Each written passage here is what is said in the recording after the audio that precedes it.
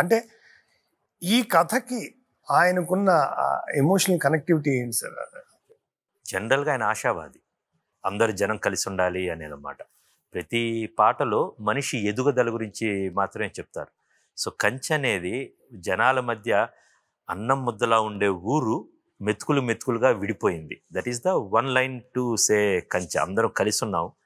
ముద్దలా ఉంటే ఒక పద్ధతి, మెతుకు మెతుకు మెతుకు మెతుకు మెతుకు అంటే ఎవరి నోట్లోకి వెళ్ళదన్నమాట బేసికల్గా. ఆయనకి స్వతహాగా చాలా నచ్చిందన్నమాట. అండ్ సెకండ్ థింగ్, రెండో ప్రపంచ యుద్ధం నేపథ్యంలో ఇండియన్ సినిమాలో కూడా పెద్ద సినిమాలు లేవు, తెలుగు సినిమాల్లో కూడా దాని గురించిన పెద్ద ప్రస్తావన లేదు. ఇక్కడ మిలిటరీ మాధవరం అనే ఊరు దగ్గర నుంచి మనం మన తెలుగు ప్రజలు దాదాపు వేలల్లో ఆ యుద్ధాల్లో పాల్గొన్నారు. పెద్ద ఎక్కువ దూరంలో జరిగింది కాదు, 40లో జరిగిన 100 సంవత్సరాల క్రితం జరిగిన యుద్ధం. మనకు సంబంధం లేని యుద్ధం కాదు, మనం కూడా పాల్గొన్న యుద్ధం అన్నమాట. సో కథా వస్తువుగా మంచి కథా వస్తువు దొరికింది. అట్ ద సేమ్ టైం చెప్పాలనుకున్న థీము కాన్సెప్ట్ బాగా ఇమిండి అన్నమాట. సో ఈ really like it a lot and we discussed a lot ఈ సినిమా గురించి. బేసిక్గా మీరన్నా మీ సినిమాలన్నగా అందుకే ఆయనకి ఇష్టమేమో, ఎందుకంటే ఆయన సిద్ధాంతాలకి చాలా దగ్గరగా ఉండే కథలను మీరు ఆయనకి ఇచ్చారేమో అనిపిస్తుంది. అంటే గమ్యం కానీ, వేదం కానీ, కృష్ణ వందే జగద్గురం కానీ, ఇవి ఒక మనిషి గురించిన కథలు. అట్ ద సేమ్ టైం రేపటి గురించిన ఆశ. ఆయన ఎప్పుడైనా చూడండి, రేపు బాగుంటుందని నమ్ముతారు. బాగుంటుంది అంటే మనిషి ప్రేమించాలని నమ్ముతారు. ఎగ్జాక్ట్లీ. సో ఈ 3 సినిమాలు మీరు చూస్తే విలన్ కనపడ్డా అసలు చాలా సాహసం అన్నమాట. ఆయన పెద్ద భయంకర విలన్ అంటూ మనలో ఉన్న మలినాలు, మనలో ఉన్న మంచితనాల గురించిన కథ అన్నమాట. అయితే ఇదే కథలో మన భగభగమని ఎగిసిన పాట కూడా, అంటే it's an out standing expression. ఇందులో ఒక క్లిష్టమైన చరణం ఉంటుంది సార్. నిసి నిషాద కరోన్ముక్త దురిత శరాఘాతం, మృదులాల సస్వప్నాల సహృత్ కపోతపాతం, పృథు వ్యదార్థ పృథ్వీమాత నిర్ఘోపిత చేతం, నిష్ఠుర నిశ్వాసంతో నిశ్చేష్టిత గీతం. ఇంత భాష అవసరమా అని ఆయన అన్నారంట కదా. బేసికల్గా మీరు ఉండాలని ఇన్సిస్ట్ చేశారు. ఇది ఇచ్చిపుచ్చుకోవటాలండి. ఫర్ ఎగ్జాంపుల్ ఇక్కడ జరుగుతున్నది ఇది ఆడియన్స్కి భాష అర్థం కాకపోయినా భావం కానీ, అక్కడ ఉన్న హెవీనెస్ కానీ దొరికిద్దని నా ఆశ. ఇప్పుడు వాల్మీకి మహర్షి ఆ పౌరం గురించిన కథ అది అంత జరిగినప్పుడు బోయవాడు ఎలాగా Marino, how he becomes a great, and we all have a chance to become a greater people అన్నమాట. ఇక్కడ జరిగినప్పుడు ఇది చిన్న చిన్న డిస్కషన్స్ ఇలాంటివన్నీ ఉన్నాయి బేసికల్గా. బట్ నాకు నిజంగా గుర్తులేదు ఆ కాంటెక్స్ట్. బట్ నేను కావాలన్నాను, ఆయన ఎందుకు ఇది మామూలుగా రాస్తా అన్నారు. లేదు గురుగారు ఉంచండి అని అడిగాను అన్నమాట. అదే సమయంలో గౌతమిపుత్ర శాతకర్ణిలో ఎకిమీడా అని పాట వస్తుంది. ఎకిమీడా అంటే రాజు అని అర్థం. రాణి వాళ్ళు బయటకు వచ్చినప్పుడు కొంచెం జానపదం స్టైల్లో ఎకిమీడా అని పిలుచుకుంటుంది. ఆయన ఇట్లా రాస్తా, నాకు బాగా గుర్తుంది. ఆ రోజు రాస్తా ఉన్నారు, ఎకిమీడా ఎందుకు గురుగారు, వేరేదైనా స్టార్ట్ చేయొచ్చు కదా అని. నేను ఏంటి పల్లవిలో స్టార్టింగ్ అది. Then he looked at me, నువ్వు కూడా నేను రాయనివ్వకపోతే ఎవరు రాయనిస్తారు అబ్బాయి, ఉంచుకో, బాగుంది, ఉంచుకో అని ఇచ్చేసారు అన్నమాట. కానీ సార్ వాస్తవానికి ఆ పాటను, ఆ పదమే it made it, I mean ఎంత డిఫరెంట్ పాటగా చేసిందంటే ఎత్తుగడే. Absolutely yes. ఆయన గురుగారు టేక్ ఆఫ్ చాలా బలంగా, చాలా చాలా గమ్మత్తుగా ఇస్తూ ఉంటారు. రా ముందడిగేద్దాం పాటలో స్టార్టింగ్ ఉంటుందండి. నీకు తెలియనిదా నేస్తమా, చెంత చెరననే పంతమా, నువ్వు నేనని విడిగా లేమని, ఈ నా శ్వాస నిన్ను నమ్మించని అనేది అది ఫస్ట్ సాకిలాగా వస్తుంది. పాడితే చాలా బాగుంటుంది అన్నమాట. ఇట్స్ ఎక్స్ట్రాడినరీ ఉంటుంది. ఆయన రాసినప్పుడు నేను ఈ పదాలు రాస్తున్నప్పుడు, అంటే ఇది మన సినిమా వచ్చిన తర్వాత చెప్తున్నాం, ఇది కొంచెం హెవియర్ థాట్ లా ఉండొచ్చు ఆడియన్స్. ఇప్పుడు మన ఇది చూస్తున్న వాళ్ళకి క్రిస్టియన్ ఇది మాట్లాడుతున్నాడని. బట్ ఆ రోజు నా మనసులో జరిగింది ఏంటో నేను పంచుకుంటున్నాను ఇది. సో నేను ఆలోచిస్తుంది ఇక్కడ ఈ బ్రదర్ ఈశ్వర్ అండ్ హరి క్యారెక్టర్లకి, వీళ్ళిద్దరు అక్కడ ఉంటే నీకు తెలియదా నేస్తమా, చెంత చెరననే పంతమా అని, నువ్వు నేనని విడిగా లేమని, ఈ నా శ్వాసని నిన్ను నమ్మించని అని ఆయన రాసినప్పుడు నేను ఓహో ఈశ్వరు హరి గురించి రాస్తున్నారు కదా అని. వెళ్ళిన తర్వాత ఆయన సేమ్ దాన్ని మొత్తం చెప్పి, గురుగారు చాలా అద్భుతంగా ఉంది, we will do this one, ఇది నేను ఇలాగ ఆలోచిస్తున్నాను, ఇక్కడ జరుగుతున్నప్పుడు అతని మీద షార్ట్స్ ఉంటే అతను ముందు వెళ్తూ ఉంటాడు, ఇతను వెనక వెళ్తూ ఉంటాడు అని చెప్తా ఉంటే వచ్చి ఒక క్షణం దీన్ని ఇంకో రకంగా ఆలోచించు, ఇది జరుగుతున్నప్పుడు ఇతను ఒక్కసారి షార్ట్ చెప్పారన్నమాట నాకు. ఇతను ఒక్కసారి ఇలా చూసి ఇతని వైపు కాకుండా ఇంకా దూరంగా చూడండి, దూర లోకాలకు చూడండి అన్నారు. ఒక్కసారి నాకు జల్లు అనిపించింది. సో ఈయన రాస్తుంది వీళ్ళిద్దరి మాత్రమే అన్వయించడం కాకుండా ఇతనికి ఇతని ప్రియురాలికి ఆ తర్వాత జరగబోయే సంఘటనలకి మొత్తం పొందుపరిచి అప్పుడు ఎత్తుకుంటారన్నమాట. విద్వేషం పాలించే దేశం ఉంటుందా ప్రశ్న, విధ్వంసం నిర్మించే స్వర్గం ఉంటుందా ప్రశ్న, ఉండుంటే అది మనిషిది అయి ఉంటుందా, అడిగావా భూగోళమా, నువ్వు చూసావు ఓ కాలమా అని కాలం దగ్గరికి వెళ్ళి మాట్లాడతారన్నమాట. రా ముందడిగేద్దాం.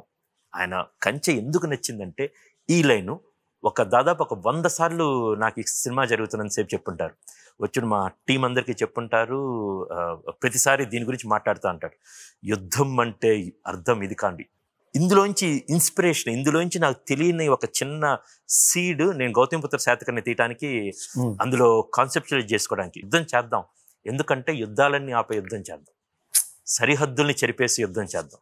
గౌతమిపుత్ర శాతకర్ణి సినిమా తీసుకుంటే అప్పటికి ఆంధ్రప్రదేశ్ సపరేట్గా, తెలంగాణ సపరేట్గా అయ్యి అక్కడ అమరావతి క్యాపిటల్గా ఉన్నప్పుడు సో కథ చేయాలి. నెక్స్ట్ బాలకృష్ణ గారు 100వ సినిమాగా గౌతమిపుత్ర శాతకర్ణి చేస్తున్నప్పుడు కోటిలింగాల తెలంగాణలో, కోటిలింగాల్లో పుట్టి ఇప్పుడు ప్రస్తుత తెలంగాణలో అమరావతిని రాజధానిగా చేసుకుని ఏలిన ఒక చక్రవర్తి గురించి కథ చెప్దాం అన్నప్పుడు రా ముందడికేద్దాం అటువైపు అన్నారు. కానీ గౌతమిపుత్ర శాతకంలో ఈ రాజు యుద్ధం భయంకరమైన యుద్ధ పిపాసి, మొత్తాన్ని శరణమా రణమా అని. ఎందుకు చేస్తున్నావు యుద్ధం అంటే హీ ప్రామిస్డ్ హిస్ మదర్. మొత్తం ఈ జంబూ ద్వీపంలో ఉన్న అన్ని ప్రాంతాలని కలగట్టి ఒకడే ప్రాంతం అయితే యుద్ధాలు ఉండవు కదా, ఒకడే చక్రవర్తి, దానికోసం ఇప్పుడు రావాలి. ఇప్పుడు అనేకమైన ఈ కొలాటరల్ డ్యామేజ్ జరగాలి. జరిగిన తర్వాత ఇంక కొట్టుకోవటం 1000 మంది రాజు ఉండేసరికి కొట్టుకుంటున్నారు. ఒకడే రాజు ఉంటే జనం సుఖంగా ఉంటారు. సో ఆ కాన్సెప్ట్ అన్నమాట. దానికి ఇక్కడ సీడ్ ఇక్కడ పడిపోయింది అన్నమాట. సో ఇది చెప్పి ఈ చరణం రాసినప్పుడు అండి, ఇది ఆయన 2 చరణాలు నేను స్వాప్ చేసిన చరణాలు. స్వాప్ చేసిన చరణాలకి ఇది బాగుంటది గురువు గారు అంటే అప్పుడు ఆయన 2వ చరణం లాస్ట్ లైన్స్ మళ్ళీ మార్చారు. ప్రేమను మించిందా బ్రహ్మాస్త్రమైన, ఆయువు పోస్తుందా ఆయుధమేదైనా, రాకాసుల మూకల్లే మార్చద పిడివాదం, రాబందుల రెక్కల సడి ఏ జీవన వేదం, సాధించేదేముంది ఈ వ్యర్థ విరోధం, ఏ సస్యం పండించదు మరు భూముల సేద్యం. చదువుతా అంటే ఒక వచ్చిన కైతంగా ఉంటుంది.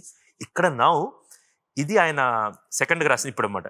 రేపటి శిశువుకు పట్టే ఆశల స్తన్యం, రేపటి శిశువుకు పట్టే ఆశల స్తన్యం, ఈ పూటే ఇంకదు అందాం. ఇప్పుడు 40లో జరుగుతున్న కథ సంబడి సేస్ అన్నమాట. ఈ భూమి అనేది మంది కాదు, మన పూర్వీకులు మనకిచ్చింది కాదు, మన ఫ్యూచర్ జనరేషన్స్ ఎప్పుడో ఎవరైతే వచ్చి ఇక్కడ ఉండబోతున్నారో వాళ్ళ దగ్గర నుంచి మనం అప్పుగా తీసుకున్నాం దీన్ని. మనం what all resources we are using. మనకేముంది, ఇప్పుడు నీళ్ళు ఉన్నాయి, తాగుతాం, ఎంజాయ్ చేస్తాం, స్నానాలు చేస్తాం, స్విమ్మింగ్ పూల్స్ కట్టుకుంటాం, వెళ్ళిపోతాం. కానీ వచ్చేవాడు పరిస్థితి పూర్వీకులు మనకిచ్చింది ఏం లేదు. రాబోతున్న వాళ్ళ దగ్గర, మన బిడ్డల దగ్గర, మన భావి తరాల దగ్గర మనం అప్పు తీసుకున్న రిసోర్సెస్ ఇవన్నీ. ఆర్ భావాలు కావచ్చు, ఆర్ మన పగలు కావచ్చు, ప్రేమలు కావచ్చు, వచ్చే తరాలకు సంబంధించింది. ఇమాజిన్ ఆ రూమ్లో అక్కడ ఆయన కూర్చుని ఇలా మాట్లాడితే ఈ వింటా ఉంటే ఈ కథకుడుగా కొన్ని నెలలు కూర్చొని తయారు చేసుకున్న కథకి టువర్డ్స్ ద 3rd act ఎండ్లో రాబోతున్నది. ఈ పాటకి నేషనల్ అవార్డు కాదు, ఏమో ఇవ్వాలి. అది దౌర్భాగ్యం అన్నమాట. It's one of the greatest feet అన్నమాట ఆయన చేసింది. అది రేపటి శిశువుకు పట్టే ఆశల స్తన్యం, ఈ పూటే ఇంకదు అందాం, నేటి దైన్యానికి ధైర్యం ఇద్దాం, రా ముందడిగేద్దాం, సరిహద్దుల్నే చెరిపే సంకల్పం అవుదా ఉంటాడన్నమాట. నువ్వు ఎంత గొప్పగా రాశారు.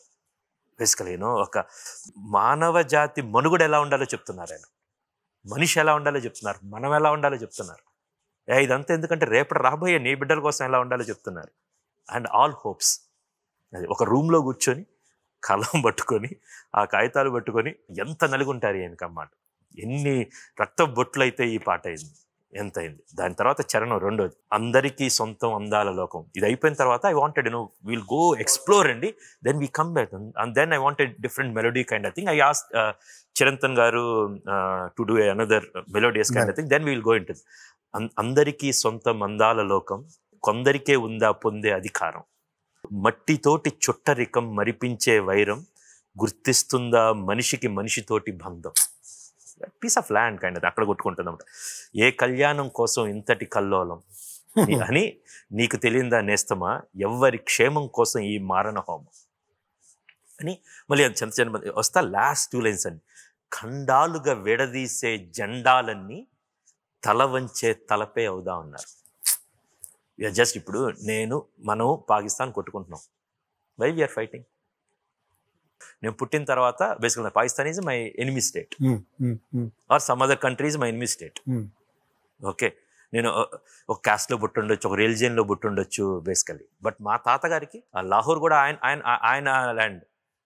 తన తల్లి అప్పుడు ఒక ముక్క విరిగిపోయింది, ఇరగంగానే ఆ ముక్కను ద్వేషిస్తున్నారన్నమాట బేసికల్గా. అనేక ప్రశ్నలు ఉంటాయి.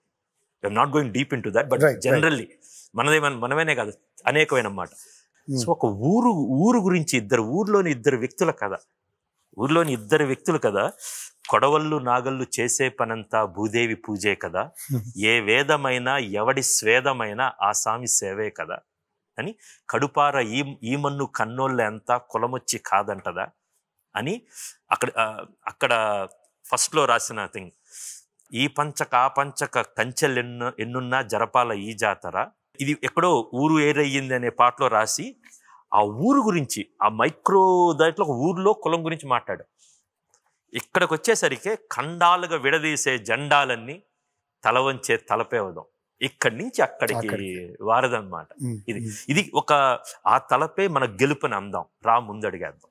ఒక దర్శకుడిగా నేను ఈ సీక్వెన్స్ ఇక్కడ ఉంటుంది, ఇది ఉంటుంది ఇది అర్థం చేసి ఐఎమ్ సో ఎక్సైటెడ్. బట్ ఇదంతా audience I can't put a sub titles. Thank God మీరు చేస్తున్న బృహత్ కార్యం చాలా ఎక్స్ట్రాడినరీ థింగ్ అన్నమాట. ఇలాంటి ఒక పాటలో ఒక పదాల్లో ఎన్నున్నాయి ఇలాంటివి అన్నమాట. సీతారాం శాస్త్రి గారితో నాకు పెద్ద గొడవ ఇంకోసారి జరిగిద్ది అన్నమాట. అదేంటంటే ఆయన మ్యూజిక్ ఎక్కడున్నా కూడా వదలరు అన్నమాట, అది కూడా లిరిక్ రాసేస్తారు. గురువు గారు అక్కడ అది చిన్న మెలోడీ, ఒక మంచి షానాయి బిట్టుంటే చాలా బాగుంది, మెలోడీ బాగుంది, నేను రాస్తాను. ఫర్ ఎగ్జాంపుల్ తారరే తారరే ఎండ్ వదిలితే ఎంతవరకు ఎందుకు ఇంకో వర్షన్ రాస్తే ఎండ్లో గురుగారు వద్దండి తారరే కావాలి నాకు, ఎండ్లో అది రిపీట్ అయిద్ది అన్నమాట. ఎందుకు నేను లిరిక్ ఇస్తాను పెట్టుకోరా అంటే, లేదండి I want little to male bonding camaraderie కోసం నేను అలా వదిలేను. సో ప్రతి సినిమాలో జరిగిద్ది అన్నమాట. నేను కొన్నిసార్లు టేప్ ఇచ్చినప్పుడు ఆయనకి మధ్యలో ఏదైనా చిన్న బీజియం ఇచ్చినా కూడా దాన్ని రాసేస్తారు. అలా రాసింది ఇదన్నమాట. ఊరు ఏరయ్యిందినో ఏరు హోరెత్తిందిలో ఆయన అందరు కోరస్ వస్తూ ఉంటుంది అన్నమాట. అందరూ స్వామివారు వస్తూ ఉంటారు. ఎందుకు జాతర అనే దాన్ని ఎంత అందంగా చెప్పేశారు. తోబుట్టు వింటికి సారెత్తుకెళ్ళే సాకెట్టుకొచ్చావా మా గడపకి. ఆ సాకు పెట్టుకుని మా గడపకు వచ్చాడంట ఆయన. మాలచ్చి మగడ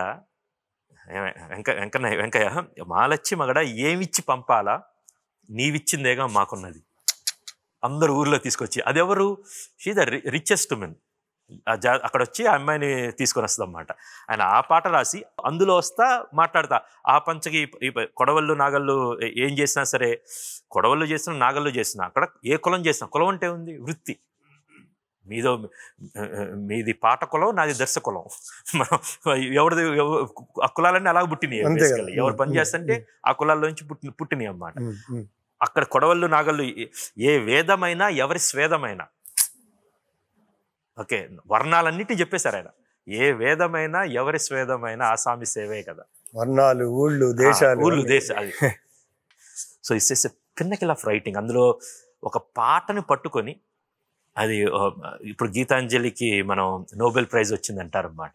ప్రస్తుతం చెప్తాను, ఇవన్నీ కూడా ఒక నోబెల్ ప్రైజ్కి అర్హత ఉన్న కంటెంట్ అన్నమాట గురువు గారి.